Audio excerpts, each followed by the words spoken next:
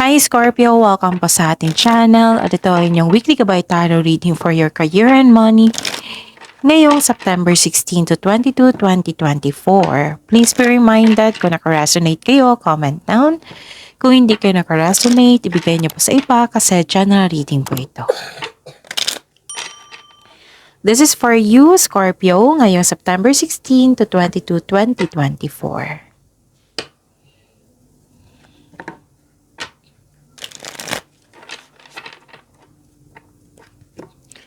Maraming salamat po sa inyong patuloy na suporta at maraming salamat din po sa mga hindi nag-skip ng ads. Gamitin ang reading na ito bilang kabay lamang sa mga hindi pa nag-subscribe. Subscribe na po kayo at click bell notification para malaman nyo na may bago tayong video. Maraming salamat po.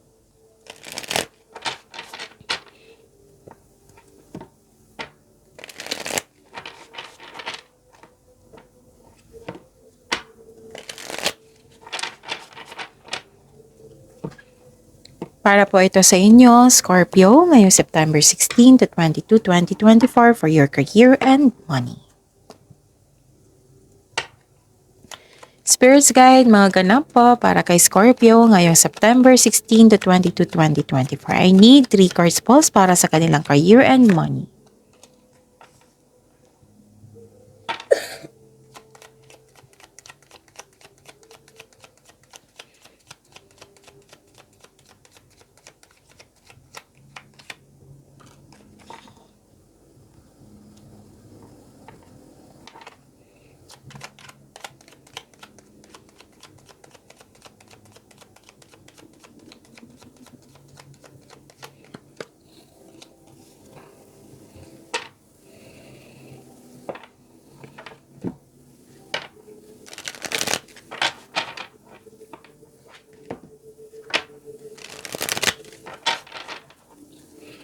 Spirits Guide, message nyo po sa career and money ni Scorpio ngayong September 16 to 22, 2024. I need 2 cards po.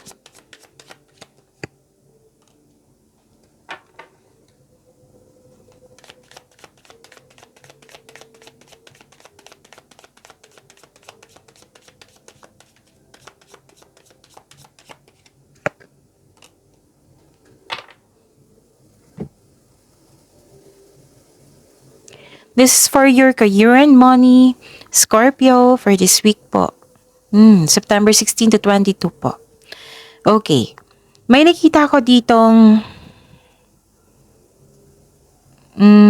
grupo ng tao na nag-support sa'yo and I consider this is your family. Nakikita ko dito na pwedeng maaring na-stress kayo the other day, the other week, tapos ngayon nagkaroon ng health improvement. Marami ko nakitang improvement dito health improvement, communication din. Tapos nakita ko rin dito yung spiritual spiritual growth, yung sinuko nyo lahat kay God, yung mga nangyari, gano'n. Nagkaroon ng spiritual growth dito and personal development. Marami akong nakitang development dito Scorpio. Tapos ang iwasan nyo lang po daw, sabi po ng card, na iwasan nyo lang po daw mag-overthink, mag-overanalyze. Kasi yan yung hihila sa iyo pababa Like for example, nag-isip kayo ng paraan, ng solusyon. Hindi kayo makaisip ng tama niyan or ng solusyon kasi naguguluhan kayo. Kasi nag-overthink kayo. So you have to stop this overthinking, overanalyzing. So paano mag-stop? How to stop overthinking na yan? Yung sabi ko sa inyo everyday, halos everyday na sa lahat ng signs na change the channel. Kung hindi pa kayang bigyan ng solusyon, then change the channel. Kasi kung masastop lang yan, kung bibigyan mo ng, yung paulit-ulit mo lang na naiisip, bigyan mo ng solusyon. Kung hindi man kaya, sa week na ito, sa araw na ito, change the channel muna. Kailangan kasi ng pahingan yan. Tapos kung gusto mo pang ma-improve or kung gusto mo pa ng another option to stop overthinking, then i-search nyo sa Google yung mindfulness skills. Kasi isa yan sa dahilan na ma-stop yung overthinking na yan. And ang the best way, the best, kasi proven na to proven talaga na yung time for reflection, kasi kasama na yung pahinga, yung self-assessment, may awakening dyan, realization, may solusyon dyan, may positivity dyan, yung magkakaroon ng kanang time for reflection. Kaya hanggat maaga, iwasan nyo mag-overthink. Kung hindi nyo alam kung how to stop, yung sabi ko sa inyo kanina on how to stop overthinking. Okay? Kasi may nalaman kayo dito na may taong hindi totoo sa inyo. Parang yung naging plastic siya sa'yo, ganon. Na-disappoint kayo sa kanya. And to remind you, malakas ang intuition mo for this week, Scorpio. Malalaman mo kung sino yung taong totoo sa iyo or hindi totoo sa iyo. Malalaman mo na kung may hidden motives yung tao. Malalaman mo kasi ang lakas ng intuition. Nakikinig ka rin sa inyong sarili. Nakikinig ka sa inyong intuition. Okay? So, claim this message, Scorpio. This is your career and money, for this week. Fruits of labor. Harvesting po. So, it's time to reap the fruits of your labor and become rich. So, claim nyo ito, Scorpio. Rich gain is here. Kita nyo? Kahit i-zoom in nyo yan. So, that is harvesting, So, claim nyo yan, Scorpio. And you have the power. You have the power to take control of your life, career, and finances. Focus on your needs. Kung maraming mga, anong tawag nito? Yung ideas mo, you're sharing your ideas. Kung may tutol dyan, kung may nag-oppose sa plano nyo. So, you have a control to yourself. Yung fully control ay nasa iyo. Kayo lang masunod. Syempre, kayo ang haharap sa buhay nyo So, you have to believe in yourself. Sabi po ng card nyo dito. Focus kayo sa kailangan nyo. Focus on your needs. Pag-isipan niya ng mabuti. Okay? Spirit Guide, ano po yung energy ni Scorpio ngayong September 16 to 22, 2024 sa career and money nila?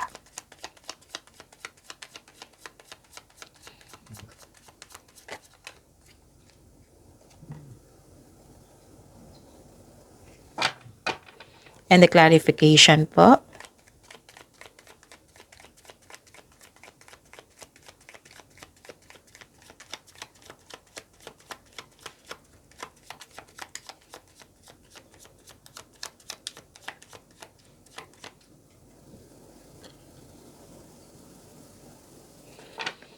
Okay, Scorpio. This is a daily reminder. Panoorin nyo po yung nakaraang video. Tapos dito, kung may napansin kayong repeating message, kailangan nyo po iyan bigyan ng atensyon. Kung maaari po, bigyan nyo po ng solusyon at aksyon. Okay. What is your energy? Maraming gawain. Maraming trabaho dito si Scorpio. Hindi lang maraming iniisip, kundi maraming trabaho, maraming gawain. May dinadala kang mabigat na bagay, pero pwedeng overloaded ka sa trabaho. Maraming gawin, maraming iniisip, maraming pinaplano, nagpaplano ka, ganon. Basta busy kayo for this week na nag-cause ito ng burden. Okay? Pero don't worry, kung nabibigatan ka, kung pressure ka, kung exhausted ka, malalampasan mo ito. Mismo ang card po nagsabi dito na malalampasan mo ito. So, this is temporary lamang. Kung nabibigatan ka, this is temporary lamang, Scorpio. Just keep on going lang po. Masipag po kayo. So, continue to have a diligent work. You're almost there. Okay? Kasi nakikita ko dito yung completion of cycle. So, huwag kayong sumuko. Kasi malapit mo nang matapos yung mga gawain mo. Tapos may paalala ang card nyo po dito na, like for example, napanood nyo ito ngayong Sunday. Hindi pa naman ako busy. Pero so, sa Monday, Tuesday, Wednesday, mabibisi na kayo. So, paalala lang po, Kasi may paalalang card nyo dito na Scorpio, huwag kayong mag-say yes kung hindi naman akma sa inyong schedule. Baka makaranas ka ng pag-burnout sa sobrang dami. Sa sobrang dami ng gawain. Kasi sobrang busy mo for this week. Like for example, nasa bahay kayo, housewife kayo, or nasa bahay kayo, marami kayong labahin, nag-general cleaning kayo. Tapos, nakita ko dito, exhausted kayo. So, ang sabi ng card dito na, huwag niyong lahatin. Kumbaga, dito tayo sa kusina, mag-general cleaning sa araw na ito. By schedule, huwag niyong lahatin. Kasi mapapagod ka niyan pag buong bahay na wala kayong katulong. Na wala kayong kasama, di ba? So, pwede din sa negosyo ito. Pwede sa, sa trabaho niyo. Huwag niyong lahatin. I-schedule niyo po. Schedule po ay kailangan dito. So, ngayon pa lang, nakikita ko dito na sobrang busy niyo for this week. Huwag niyong hintayin na, babagsakan. Diyan pa kayo magkakaroon ng schedule pag bagsak na yun, mga maraming trabaho. Oo. So, be mindful na, magiging busy ako for this week. So, kailangan kong i-schedule tong mga gawain ko. Okay? Para hindi ka ma-burnout. Kasi iba to si Scorpio Pag bibigyan niya ng task, tapusin talaga yan. Pero paano kung sabay-sabay itong dumating? 'Di ba? So, kailangan ng time schedule niyan. Okay? Ask for help din. Hindi po masamang mag-ask ng help. Ask for help para hindi mo dala lahat ang gagawin. Yung gawain. Tapos, don't worry, kasi malapit mo naman matapos yung mga gawain mo. Soon, magkakaroon ka ng rest, magbakasyon ka, ganon. Pagbalanse talaga kailangan dito. Huwag mag-overspend sa trabaho, huwag overspending sa kaperahan, control on your money also. Yan yung sabi ng card. Kasi ayaw ng card na magkaroon kayong disbalance sa kaperahan din. So, check your money now. Oo, kailangan yung pagbalanse niyan. And don't worry, kasi nakita ko dito yung kung hindi kayo nagkaroon ng pagkakaisa, magkakaroon ng pagkakaisa. Don't worry. Darating din yung panahon na magkakaisa kayo. So, yung sabi ng card dito, hindi lang sa pag-manage ng time, kundi sa financial man o sa budget. Tamang pag-manage ukol sa financial at budget para mas lumago pa yung kaperahan mo. Okay? So, puro pagbalanse to sa pera, sa budget, sa trabaho. Puro pagbalanse sa oras at sa pera. Yun. Spirits guide, possible blessings po na ma-receive ni Scorpio sa career and money nila. Ngayon, September 16 to 22, 2024.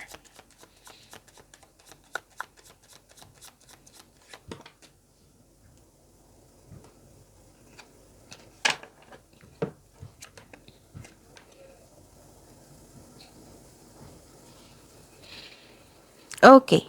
Sa possible blessings. Okay.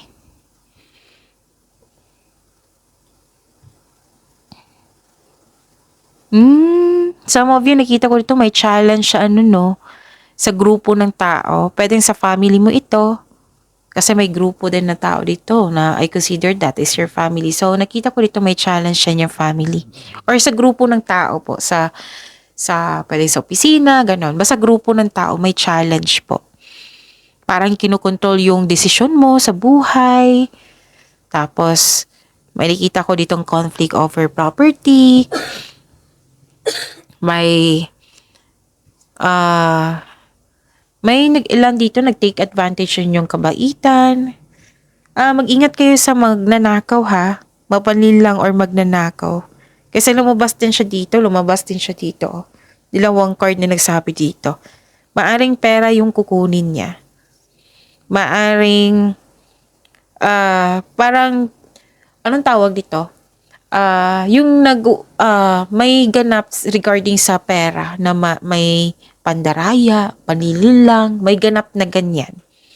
Pero na-found out mo to kasi malakas ang intuition nyo po. Oo. Yun. Yung napatunayan mo, okay. So may concern pala sa pera itong taong ito. Ganun. Basta may ganap na ganyan regarding sa money. Okay? So, mag-ingat po sa kanya. At saka, kaya nga, sabi ng card dito na dalawang card na nagsabi na huwag ka mag-alala, Scorpio. Baka isa to sa dahilan nagkaroon kayo ng disconnection sa isang tao ng dahil sa pera, ganon. Example yan ha. Huwag kayong mag-alala kasi dalawang card na kasi nagsabi dito na magkakaroon din ng pagbalanse. Magkakaroon ng pagkakaisa soon. So, give time na, like for example, itong taong ito na concern mo, naguguluhan. So, give time.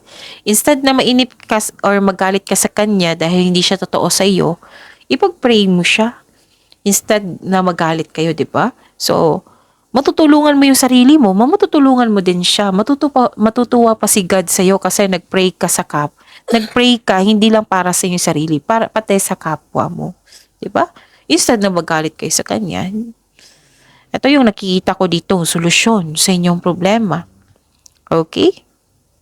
So, don't worry talaga na, Scorpio. Kasi magkakaroon ng serenity, yung pagkakaisa, magkakaroon ng realization, magkakaroon ng balanse po.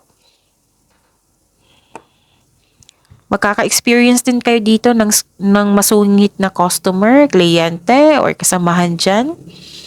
Pero bibigyan mo ito ng pasensya. Bibigyan, kasi na-realize mo hindi ko dapat magalit ngayon kasi nakasira to ng araw. Ayaw kong mainis sa kanya. Instead, i-pray ko ito. Ito yung lumabas sa cards ko. I-pray nyo. Instead na magalit kayo or kasi nagalit kayo kasi may diferensya yung tao. Like for example na madaling magalit. Ganun. So instead kayo magalit kayo sa kanya, i-pray nyo siya. So, yun. Pay attention talaga sa income nyo ha, sa paggasta. Oo, kasi nakikita ko dito kailangan yung pagbalansehin Dalawang card na kasi nagsabi dito pagbalanse. So, pay attention to your money para hindi kayo problema soon. Like for example, hindi kayo nagbigay ng attention sa inyong money ngayon. Naggasta kayo kasi gusto nyo, ganun. Dumating yung weeks na reading natin. Like for example, nangyari Thursday, Friday, na disbalance yung kaperahan nyo kasi hindi kayo nag-ingat sa inyong budget, sa inyong income na nagastan nyo, sa capital na nagastan nyo, di ba? So, sa ngayon, i-check nyo na, so control ko muna yung darating na pera, yung pera na nasa akin, in control ko para hindi ako magkaroon ng disbalance. Ganun. Huwag niyong hintayin na magkaroon ng disbalance kasi ayaw nga ng card nyo na magkaroon kayo ng disbalance. Kaya pinupush ng cards dito, paulit-ulit na give attention talaga. Yan ha, pagsikapin nyo. So, yun. Anong tawag dito? Ang blessings is moderation, magkakaisa, and you are divinely guided. Yes, kitang-kita ko po dito. And so, you're seeking balance dito Pag-balancein yung emotions, sa mood nyo. Choices to na hindi kayo magalit, ganon. So, nagbigay ng blessings yung universe sa inyo to have a relax and yung calm atmosphere. Yon. Tapos, ano pa? Ano pa yung blessings? Yung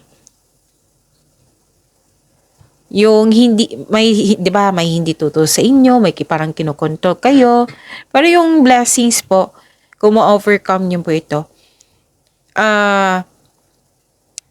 magkakaroon ng pagkakaisa, support, may bibigay ng support sa iyo, yung mabibigyan na ng solusyon ang iyong problema, ganon. Completion of cycle, that is a blessing. Yes. Yun. Spirits Guide, challenges na ma-overcome po ni Scorpio ngayong September 16 to 22, 2024. I need 2 cards po. Career and money nila. At higit sa lahat, itong fruits of labor. Mga resulta sa inyong mga pagiging masipag.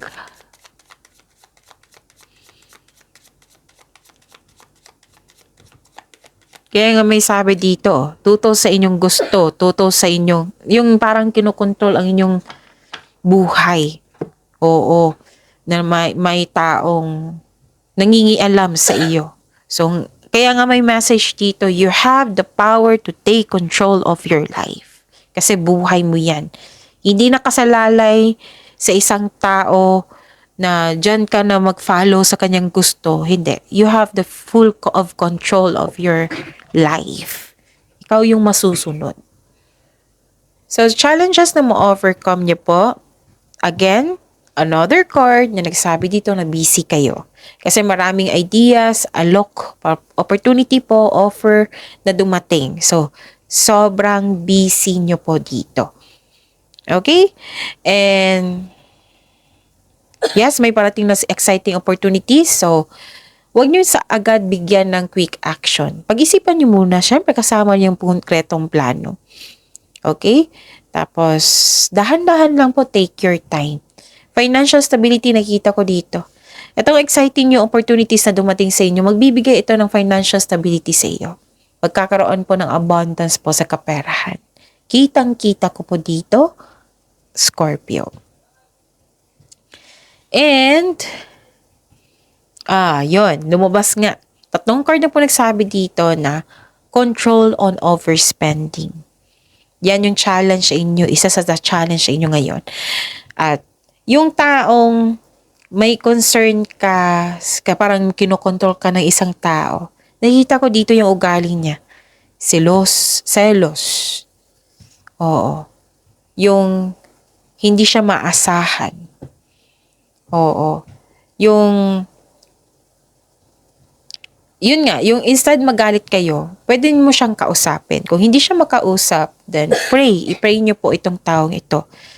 Oh, lumabas nga siya dito, na kinokontrol niya yung desisyon mo sa buhay. Actually, nababother ka. Kaya nga sabi dito, wag kayong magpa-control kasi you have the power to control your finances, your career, your life. Focus on your needs. Okay? So, yun. Yan yung challenge. At least ready ka. At alam mo na kung ano yung mga intention niya. Nagsaselos tong taong ito.